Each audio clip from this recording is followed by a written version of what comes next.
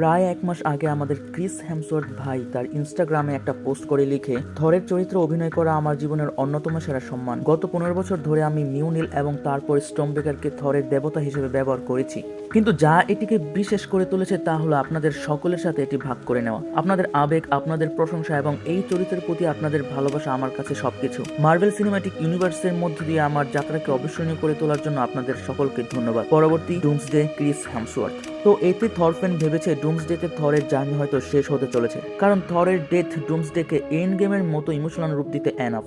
তবে যখন কেভিন ফাইগিকে এই নিয়ে প্রশ্ন করা হলো, তিনি বলেন না, থর এখন তার পিক অবস্থানে আছে, বান্দা এখনো ইয়াং, অনায়াসে নেক্সট 10 ইয়ার্স তাকে মার্ভেলের সাথে দেখা যেতে পারে। যদিও কেভিন ফাইগি এটা বলেছেন, কিন্তু থরকে ডুমসডেতেই মেরে ফেলা হতে পারে এবং এটা এখন কেভিন ফাইগি স্পয়লার দিতে চায় নাই। কিন্তু যদি আসলেই থরকে ডুমসডেতে না মারা হয়, তাহলে থর 5 যে ফিল্মটি তৈরি হবে সেখানে আজ তাক থর ফিল্মের মধ্যে সবচেয়ে ডার্ক ফিল্ম, অ্যান্ড সেখানে মোস্ট পাওয়ারফুল থরকেই দেখা যাবে।